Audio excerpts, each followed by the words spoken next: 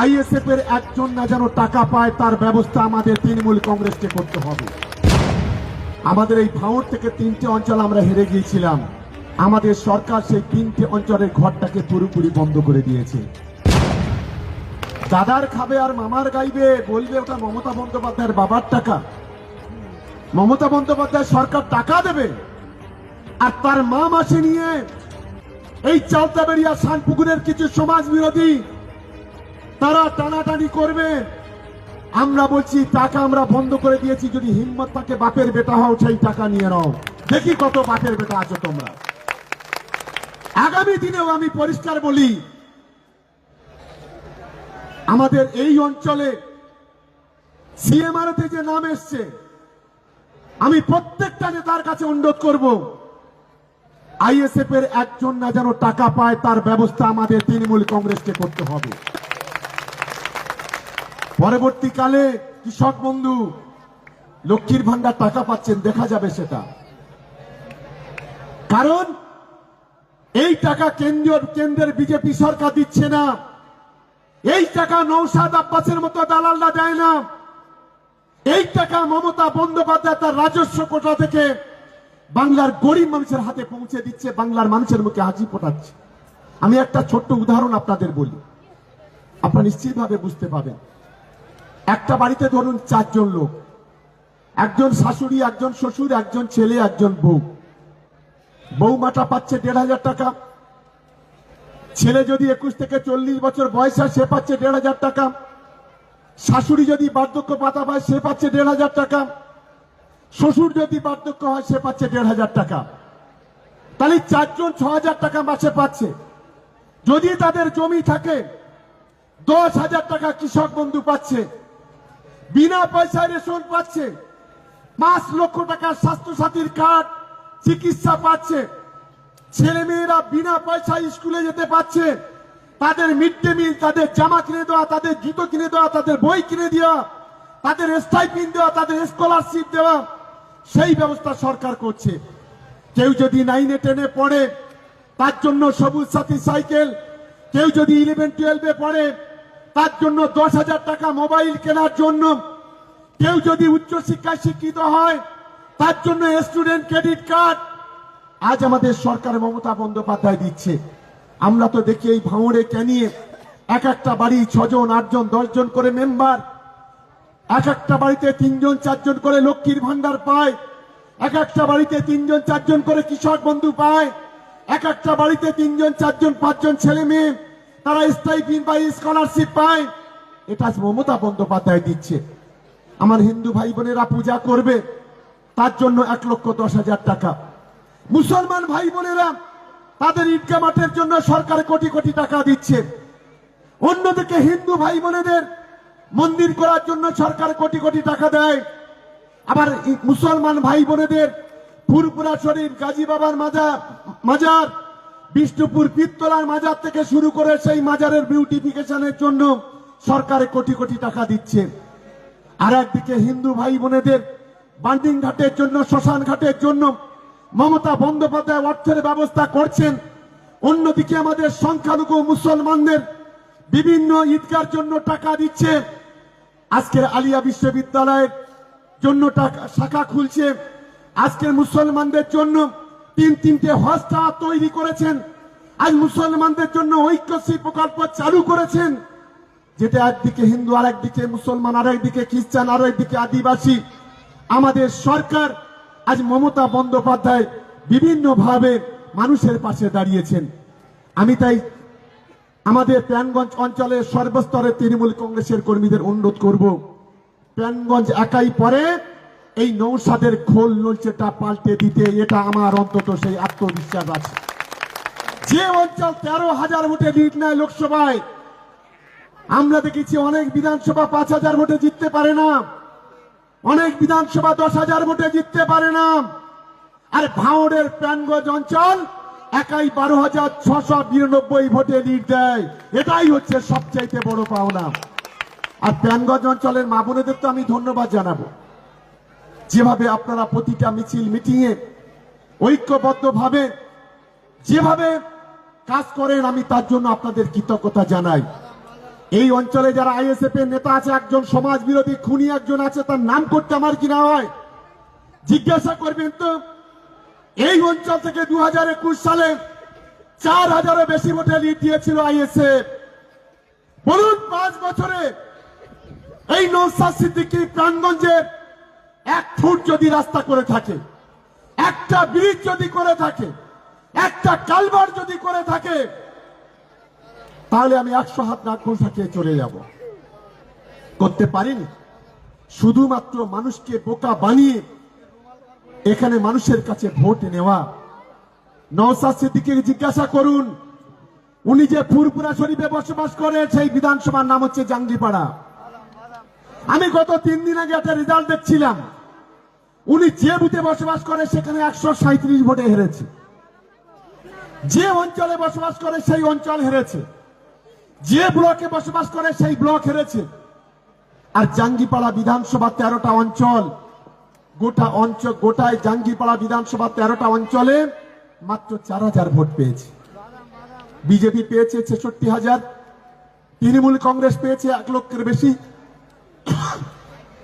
1 লক্ষের বেশি।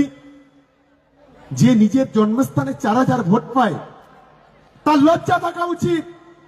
ভাঙড়ের মানুষকে বোকা বানিয়ে, ভাঙড়ের সাধারণ মানুষ, ধর্মপ্রাণ মানুষকে বোকা বানিয়ে আজকে সেখান থেকে ভোটে জিতে ভাঙড়টাকে অনুন্নয়নে ভরিয়ে দেওয়া, এটা একটা দালালতি করা ছাড়া অন্য কিছু নয়। আমি তো অন ক্যামেরা বলছি, যদি কোনো আইএসএফ এর নেতা আমাদের বক্তব্য শুনে থাকেন, আমি যে কথাটা বললাম, এই ফুরপুরা শরীফ অঞ্চল, এই জাঙ্গিপাড়া বিধানসভা নওশাদের নিজের বুথ, যদি চ্যালেঞ্জ করতে পারেন যে আমি এটা মিথ্যা কথা বলছি, জীবনে আর রাজনীতি করব না, এটা কথা দিলাম। গায়ে মানেন আপনি বলুন। ভাঙড়ের মানুষের কিছু হলে ক্যানিংয়ের মানুষের বুকে জ্বালা ধরে। ভাঙড় আর ক্যানিং আলাদা নয়, আমরা একই পয়সার এপিট আর ওপিট। এটা প্রথম ওই দালালদের প্রথমে বুঝতে হবে। আমাদের বলে নটোরিয়াস ক্রিমিনাল। জীবনে কোনোদিন জেলে গেলাম না, লোকাবে গেলাম না, পুলিশের কাছে গেলাম না, জীবনে কোনোদিন কেস খেলাম না, আমরাই নটোরিয়াস ক্রিমিনাল হয়ে গেলাম। আর তুমি একটা মেয়েকে 3 বছর ধরে ধর্ষণ করলে, সে নিজে হাইকোর্টে, সে নিজে কেস করলো, হাইকোর্টে তুমি 17 জন লোকের উকিল নিয়ে জামিন করলে, তুমি নটোরিয়াস ক্রিমিনাল নয়? তুমি 42 দিন ধরে জেল খাটলে কলকাতায় মস্তানি করে, তুমি নটোরিয়াস ক্রিমিনাল নয়? তুমি পুলিশের গাড়িতে তোমার লোক লাঠি মেরে পুড়িয়ে দিয়ে মাথায় লাঠি মারলো, কলকাতায় ঢিল ছুটলে, পাটকেল ছুটলে, তুমি জেল খাটলে, তুমি নটোরিয়াস ক্রিমিনাল নয়? একজন ধর্ষক সে যদি আমাদেরকে নটোরিয়াস ক্রিমিনাল বলে, এর চাইতে বড় লজ্জা আর কিছু হতে পারে না। আমি টাঙ্গাইল অঞ্চলের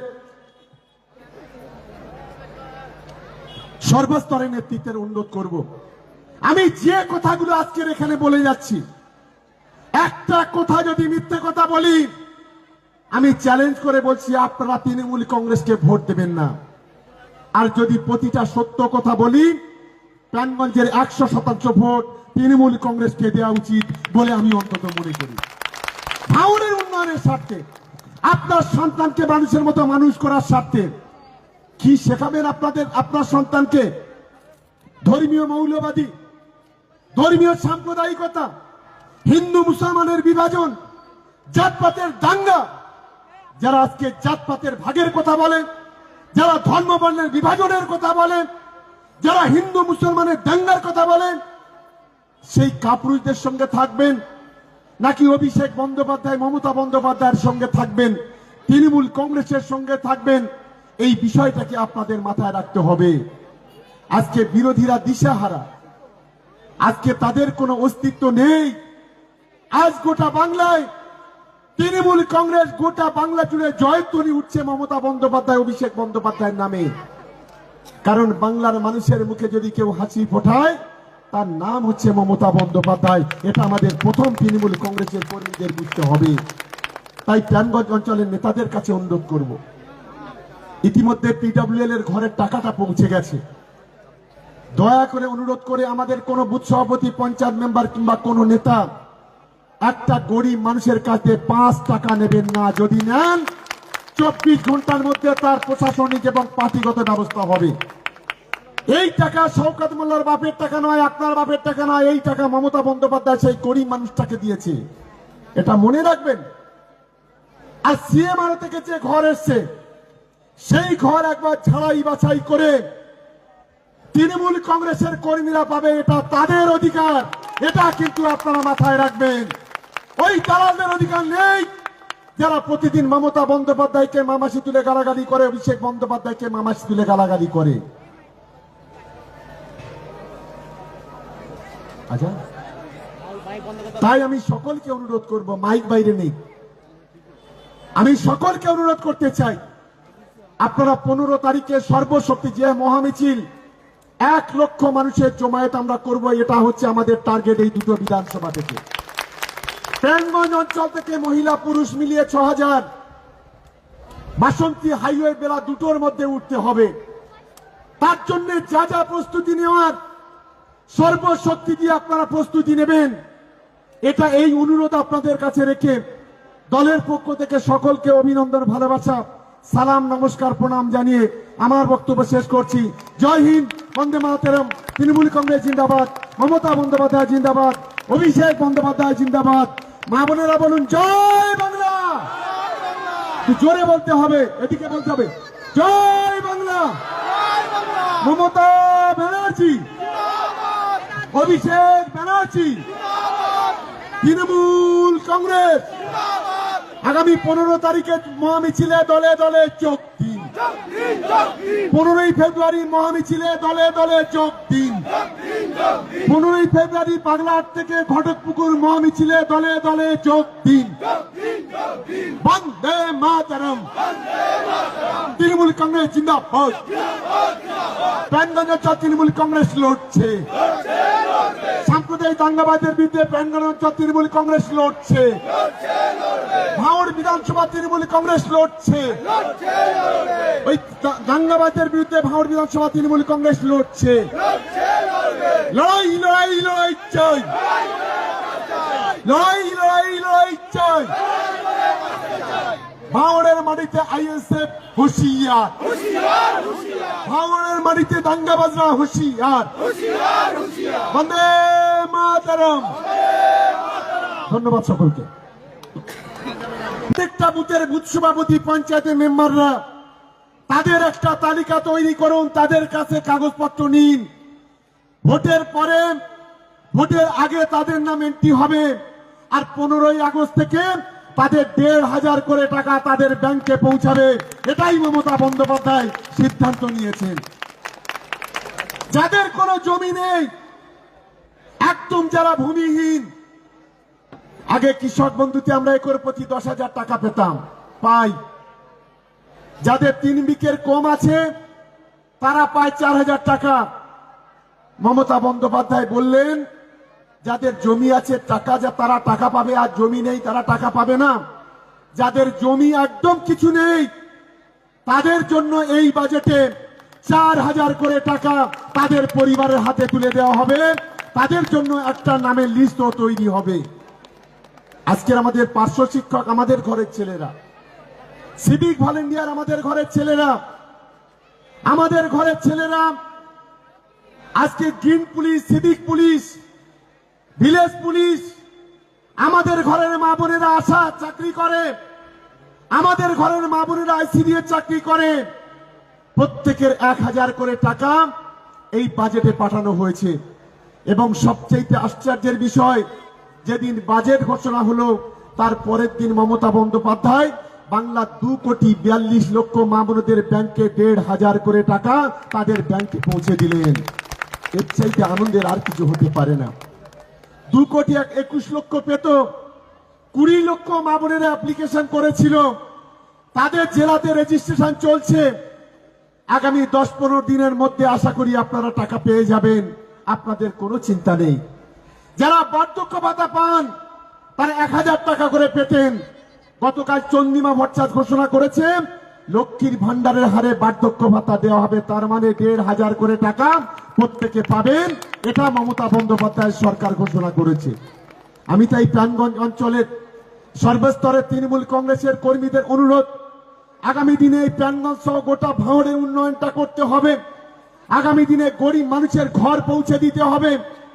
কিন্তু একটা অনুরোধ আপনারা ইতিমধ্যে বোধহয় অবগত হয়েছেন,